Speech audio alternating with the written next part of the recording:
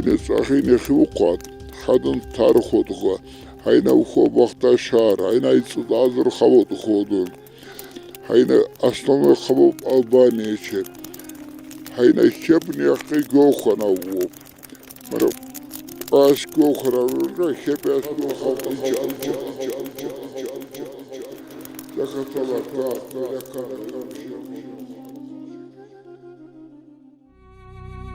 Цахуры – один из автохтонных народов Кавказа. С незапамятных времен проживают они в верховьях реки Самур на территории Южного Дагестана, а также Кахского и Закатальского районов на северо-западе нынешнего Азербайджана. Сами себя они именуют Йихбы. Язык цахуров ближе всего к соседнему Урутульскому. Вместе с агульским, арчинским, будухским, крымским, лезгинским, табасаранским, удинским языками они составляют единую группу языков, называемую лезгинской. На этих языках говорили 26 племен Кавказской Албании, о которых сообщают нам античные авторы. История цахуров уходит своими корнями в глубокую древность. Есть версии, что первые поселения на земле цахур появились еще в третьем тысячелетии до нашей эры. Значение названия села трактуют по-разному. Как селение Цахов, как огненное село и как новое село.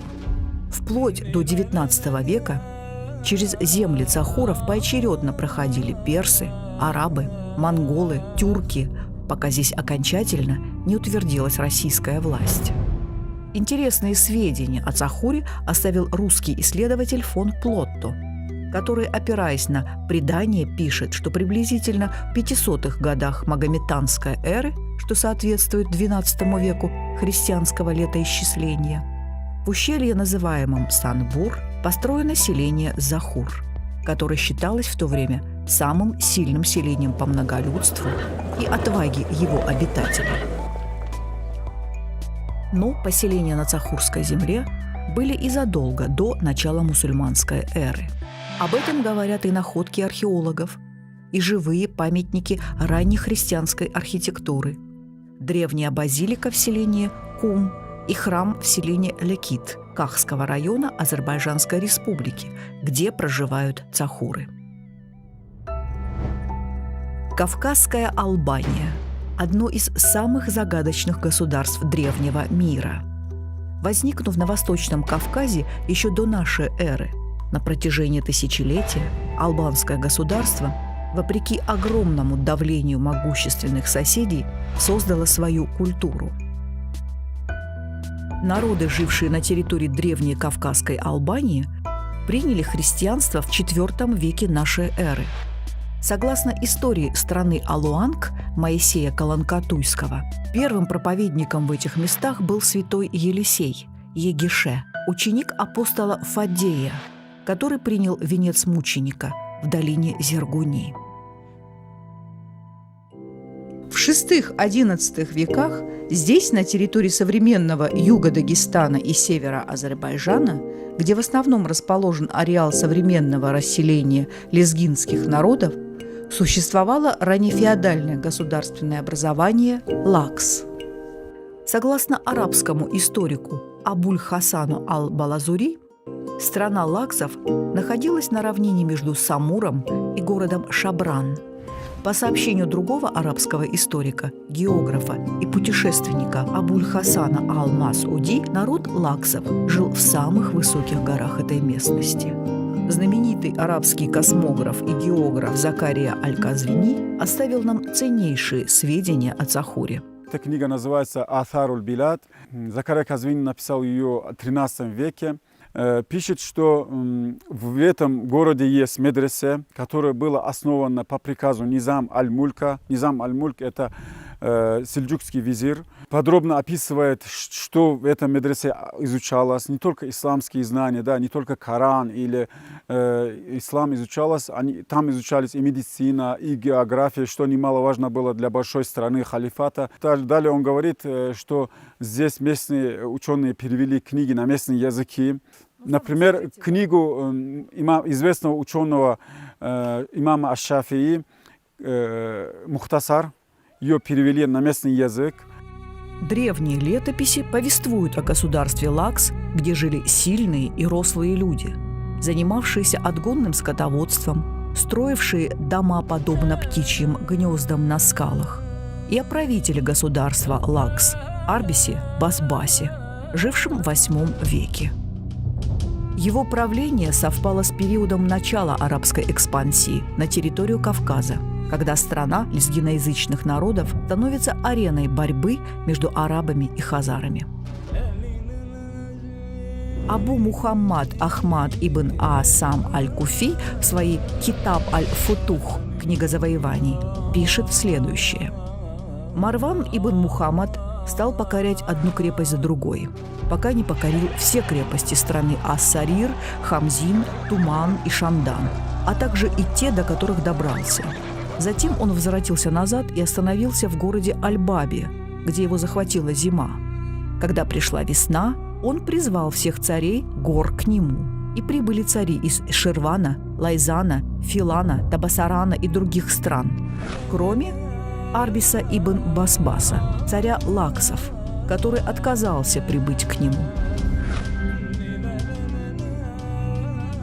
Марван ибн Мухаммад выступил и вскоре достиг села под названием Белистан, расположенного в среднем течении реки Самур. Предположительно, на месте нынешнего лезгинского села Куюстан.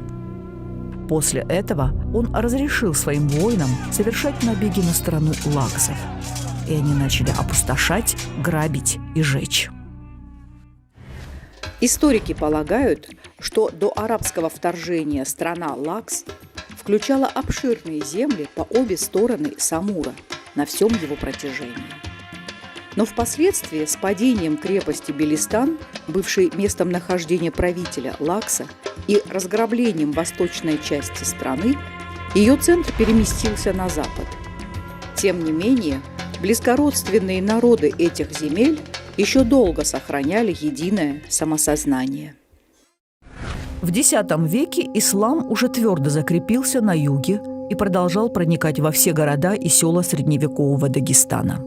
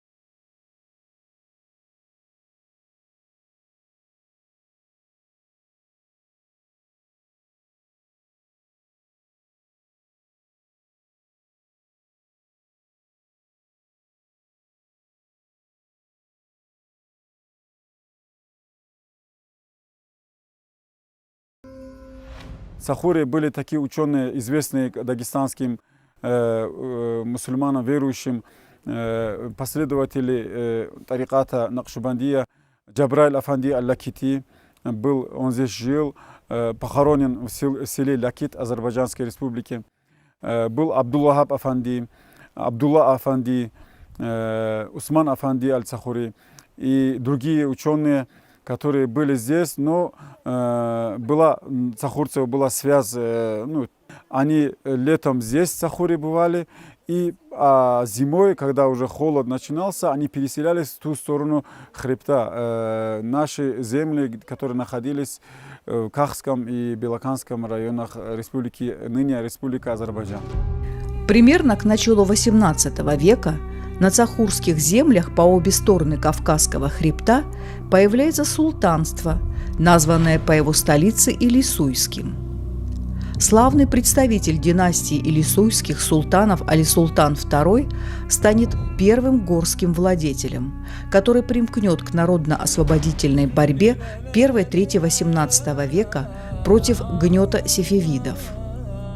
Он одержал блестящие победы над превосходящими числом силами Кызылбашей и стал преданным союзником предводителя национально-освободительного движения народов Восточного Кавказа великого Хаджи Давуда Мишкюрского. История Цахура в бытность его в составе Российской империи еще одна не менее драматичная эпоха. Горный Магал – так называли эту часть долины у истоков Самура на западе Рутульского района, летописцы царской армии. Жители этих мест, как и все жители гор, отчаянно сражались за свою свободу и независимость. Наверное, поэтому уходили все выше и выше, в труднодоступные места, лепили к скалам свои дома, как орлиные гнезда, осваивали скудные пашни на отвоеванных клочках земли.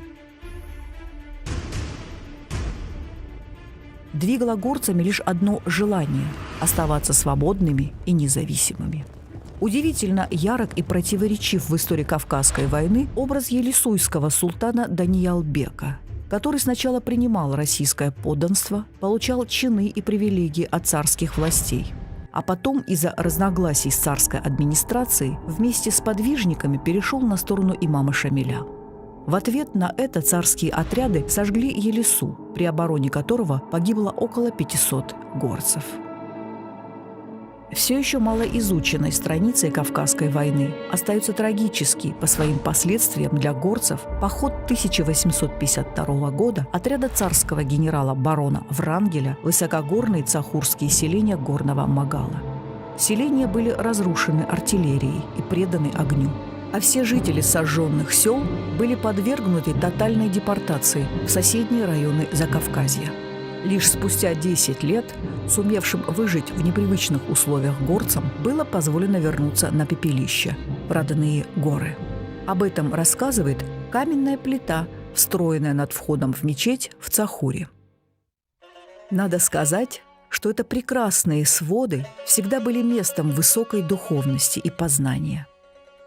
Чтобы просто постоять здесь и подышать этим воздухом, стоит преодолеть сотни и тысячи километров. Это место притягательно. Здесь особая аура, атмосфера. Здесь особая история. С момента ее открытия была учебным заведением, она всегда была. Даже те годы советской власти, начиная с 30-х годов прошлого века, медресе было сделано, превращено в среднюю школу. Средняя школа вплоть до начала 80-х годов здесь была школа, и вот коридоры были, вот так классы были сделаны, здесь был коридор, и были отдельные классы. И можно сказать, все население Цахура, не только Цахура, учились в этом медресе, в этой школе.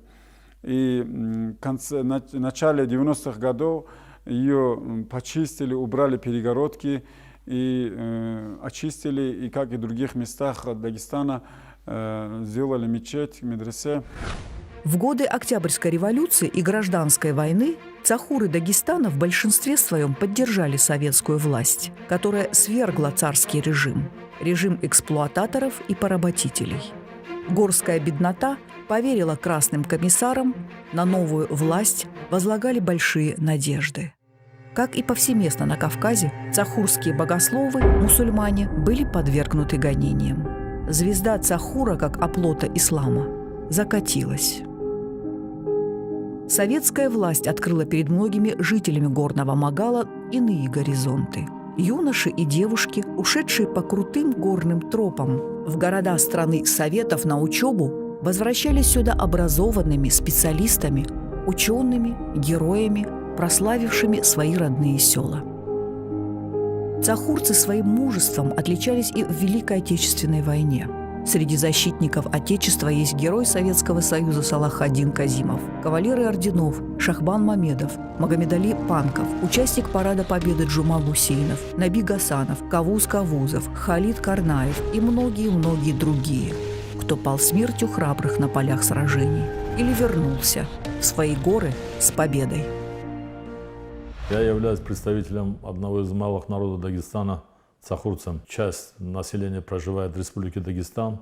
Российская Федерация – это около 13 сел. Большая часть цахурцев проживает сегодня в Азербайджане. Говоря о сегодняшнем дне, можно сказать, что хотя идет миграция определенная из горных сел, и Цахурской долины, так и из сел Азербайджана, я думаю, вместе с тем есть перспектива. Те люди, которые уехали в поисках случая работы, лучшего места, они в какой-то степени уже возвращаются, думают, возродить села этой долины. Я думаю, это будет честь, достоинство каждого цахурца восстановить свои дома, своих предков. Есть надежда, что наши народы возвратятся к своим истокам, возродят, построят свои новые дома, получат развитие мелкоконтурный туризм, получат развитие мелкоконтурное сельское хозяйство, фермерские хозяйства, которые будут производить чистую экологическую продукцию для населения. И думаем, что наше прошлое, хотя оно было очень значимым, в определенной степени великим, она возродится, потому что каждый народ имеет свои истории развития, циклы, подъемы, спады. Я думаю, будущее за нашего народа еще впереди. Местные жители относятся с большим трепетом к истории своего села, а особенно к его духовному прошлому. Здесь, в одном из помещений, пристроенном к зданию медресе, бережно хранятся старинные книги, остатки тех несметных рукописных сокровищ, которые безжалостно стали уничтожаться в 30-е годы советского периода истории нашей страны. Жители Цахура хотят отремонтировать свой дом культуры и организовать в нем этнографический музей. И поверьте, им есть чем удивить посетителей. Взять хотя бы эту древнюю домашнюю утварь или последние модификации кинопроектор, привезенный сюда еще до перестройки. Каждое лето сюда возвращаются жители, разъехавшиеся из села в поисках работы. «Нам бы здесь хоть какой-то заработок», — говорят цахурцы, и молодежь бы не уезжала. Правда, здесь не так легко жить, как в городе. Пока еще нет газа, и в ходу топливо, которым еще пользовались предки. Зато в этой горной долине целебная и вкусная вода. В каждом доме. Удивительно чистый воздух и экологически чистые продукты. Это место притягательно, еще и необыкновенной красотой. У каждого малого народа есть своя большая история. Если местные жители собирают экспозицию для своего музея, а от Рутула в направлении Цахура строят дорогу, значит, цахурцы ждут гостей, туристов, ждут возвращения своих сельчан в родные места.